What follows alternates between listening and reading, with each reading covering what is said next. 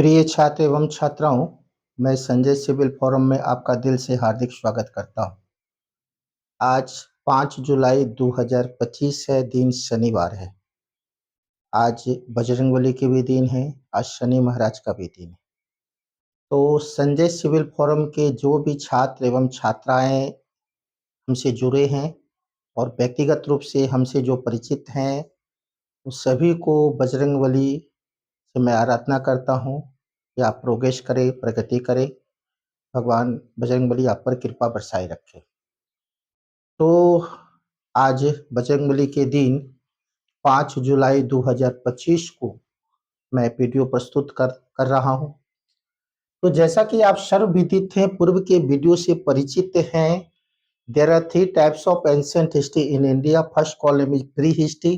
Pre history में मैं पढ़ाया था स्टोन एज, कॉपर एज को पढ़ाने के बाद मैं प्रोटो हिस्ट्री में इंडस वैली और वैदिक पीरियड को पढ़ाने के बाद हिस्टोरिकल हिस्ट्री में मैं प्रवेश किया था। तो अभी मैं हिस्टोरिकल हिस्ट्री ही चल रही है प्राचीन भारत के सिलेबस में। तो हिस्टोरिकल हिस्ट्री के तहत मैं सब पूरा पढ़ाने के बाद, मौर्य पीरियड को पढ़ाने के बाद मैं मौर्योत्तर काल में पहुंच चुका था। और आपने देखा कि मौर्योत्तर काल जो है वह गुप्त वंश और मौर्य वंश के बीच की कड़ी है। और मौर्योत्तर काल में कई देशी क्षेत्रीय शक्तियां उत्पन्न हो रही है। शुंग वंश, कन्नब वंश, सातवाहन वंश, चेदी वंश और कई विदेशी शक्ति में हिंद, यवन, शक, पहलव और कुषाण, ये सभी को मैं पढ़ा चुका हूँ। वीडियो में विस्तार पूर्वक बोल चुका हूँ, पूरी कॉन्सेप्ट को बोल चुका हूँ, हर फैक्ट को बोल चुका हूँ। किसी भी एग्जाम के लिए वो पर्याप्त है। तो अब बात आती है कि मौर्योत्तर अभी समाप्त नहीं हुए हैं। मौर्योत्तर काल की इकोनॉमिकल लाइफ है, सोशल लाइफ है, रिलीजियस लाइफ है, उसको भी पढ़ना आवश्यक है, मीन्स की भूज से भी। क्योंकि बच्चे हमसे ज्यादा मीन्स में जुड़े हुए हैं, पीसीएस दे रहे हैं। 17वीं बीपीएससी में बहुत सारे छात्र मेरे सफल भी हो रहे हैं। कई बच्चे मेंस दिए हैं, और निश्चित तौर पर बहुत सारे बच्चे इस बार मेंस निकालेंगे और बीपीएससी क्रैक करेंगे। 71 में भी भर रहे हैं। तो पूरी मेंस की भी तैयारी होनी चाहिए, अच्छी होनी चाहिए। तो निश्चित तौर पर मौर्योत्तर काल, तो मौर्योत्तर काल में इकोनॉमिक्स लाइफ ऑफ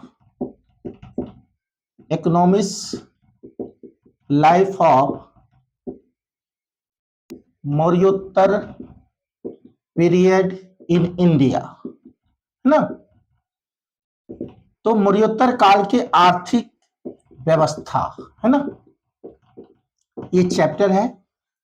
तो फ्रेंड्स ध्यान दीजिए, प्राचीन भारत के इतिहास में मौर्योत्तर काल का जो अर्थव्यवस्था है उसको स्वर्ण काल कहा गया है।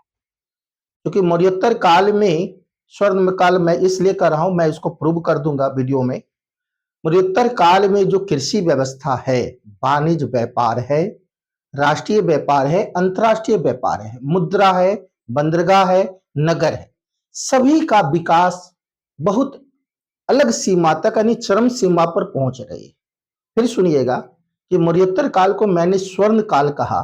मौर्योत्तर काल में कृषि हो, वाणिज्य व्यापार हो, है ना, राष्ट्रीय व्यापार हो, अंतरराष्ट्रीय व्यापार हो, मुद्रा हो, नगर हो, बंदरगाह हो, सब क्षेत्र में काफी विकास हुआ। तो निश्चित तौर पर हम कह सकते हैं कि मौर्योत्तर काल का जो अर्थव्यवस्था है वो स्वर्णिम काल है।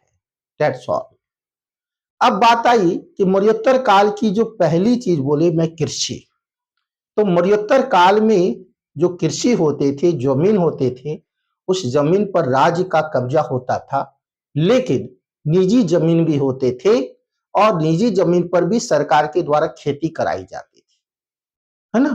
तो मौर्योत्तर काल में, मैं कृषि पर भी बोल रहा हूं, मौर्योत्तर काल में क्या हुआ कि सातवाहन वंश शासक ने भूमि ब्राह्मण को अनुदान दिया। तो प्राचीन भारत के इतिहास में यह पहला वंश सातवाहन वंश है मौर्योत्तर काल में, जो ब्राह्मण को भूमि अनुदान दी गई। और जो अनुदान की भूमि है उस पर भी अनाज का उत्पादन होना ज्यादा शुरू हो गया। और आप देख रहे हैं, मनुस्मृति में कहा गया है कि भूमि उसी की हो सकती है जो बंजर से बंजर भूमि को खेती के लायक बना दे और वो भूमि का स्वामी हो सकता है। तो निश्चित तौर पर जो मरणोत्तर काल में भूमि अनुदान दी गई, उस भूमि में जूनागढ़ अभिलेख में यह जिक्र है, हाथी गुफा के खारबिल अभिलेख में जिक्र है कि जूनागढ़ का जो रुद्रा दमन अभिलेख है, जो रुद्रा दमन थे उन्होंने नहर का निर्माण करवाया, है ना। तो जो शक शासक रुद्रादमन है वो कई नहर का निर्माण करवाया और उस नहर के पानी जो है वो खेतों में गई, जिससे उत्पादन ज्यादा होने लगा। इसके अलावा जो निजी भूमि है, किसान को तरह तरह का राज्य के द्वारा सुविधा दी जा रही है, तो निश्चित तौर पर पैदावार ज्यादा हुए होंगे और जब ज्यादा पैदावार हुआ तो अनाज को बेचने के लिए व्यापारी एक नगर से दूसरे नगर गया होगा और निश्चित तौर पर कई नगर जो है अस्तित्व मरणोत्तर काल में।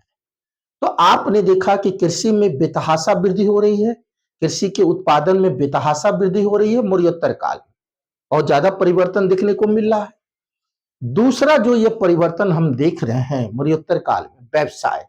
मौर्य काल में जहां 36 व्यवसायी थे, मरणोत्तर काल में 75 व्यवसायी लोग रहने लगे और 75 व्यवसाय में 60 लोग शिल्पी थे, जिसके माध्यम से व्यापार हो रहा है। तो निश्चित तौर पर जब व्यापार बढ़ रहा है तो चारों ओर से विकास हो रहा है, तभी तो व्यापार बढ़ रहा है।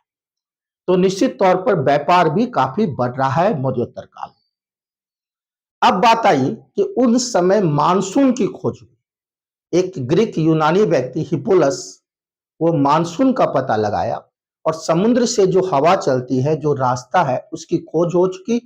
तो पश्चिमी एशिया, दक्षिण पूर्व एशिया, जो समुद्र मार्ग से व्यापार हो सकता है, उस व्यापार के लिए भी रास्ता सुलभ हो गया। और यही कारण है कि मरणोत्तर काल में जो मानसून की खोज हुई हिप्पोलस के द्वारा, तो भारत का जुड़ाव मध्य एशिया से और दक्षिण पूर्व एशिया से भी, है ना। अब यहां ध्यान देने वाली बात है कि कुषाण काल में रेशम मालसिर्ग मार्ग, तो चीन होकर रोम तक व्यापार होते थे, बीच में भारत पड़ता था। तो चीन और रोम के बीच जब भारत पड़ता था, उसको सिल्क मार्ग कहा गया और सिल्क मार्ग के माध्यम से अंतरराष्ट्रीय व्यापार भारत पर जोरों पर था।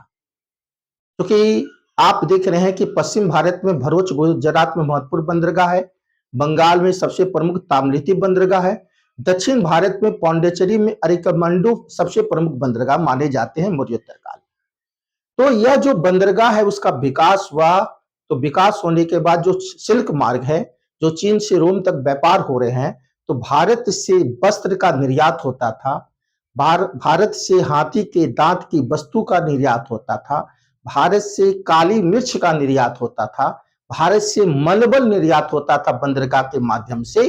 चाहे वो दक्षिण पूर्व एशिया जाना हो तो वो ताम्रलिप्ति का प्रयोग करते थे और मध्य एशिया जाना हो तो गुजरात के भरूच बंदरगाह से माल को भेजा जाता। तो इस माल के बदले मरणोत्तर काल में बड़ी मात्रा में सोने के सिक्के आए। प्लेनी नेचुरल हिस्ट्री में यह लिखता है कि बड़ी मात्रा में मरणोत्तर काल में सोने का सिक्का भारत आया, जिससे व्यापार में काफी वृद्धि हुई। तो निश्चित तौर पर भारत में सोना का सिक्का बड़ी मात्रा में मिल रहा है, व्यापार भी, अंतरराष्ट्रीय व्यापार जोरों पर है, व्यापारी वर्ग ज्यादा बढ़ गए, कृषि उत्पादन ज्यादा बढ़ गया, मुद्रा बड़ी संख्या में आ गए। तो मैं निष्कर्ष तौर पर यह पहुंच सकता हूं कि निश्चित तौर पर मैं कह सकता हूं कि मरणोत्तर काल की अर्थव्यवस्था को स्वर्णिम काल कहा जा सकता है और चारों ओर से भारत में मरणोत्तर काल में विकास हुआ। तो मैं आज कॉन्सेप्ट को क्लियर कर दिया, हर बिंदु को आप आराम से इसको मेंस में लिख सकते हैं, क्योंकि बीपीएससी के मेंस में एक बार आ चुका है यह क्वेश्चन जो अभी मैं बोला हूं।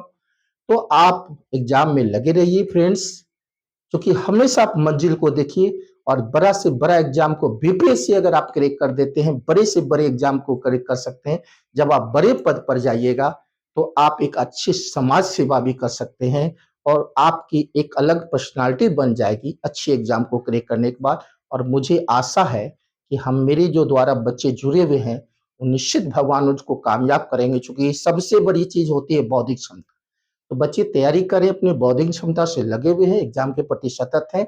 मेरी भी प्रयास आप लोग के प्रति बहुत टूट टूट कर भरी हुई है, क्योंकि मैं कॉलेज में भी पढ़ाता हूँ, आप देखते भी हैं।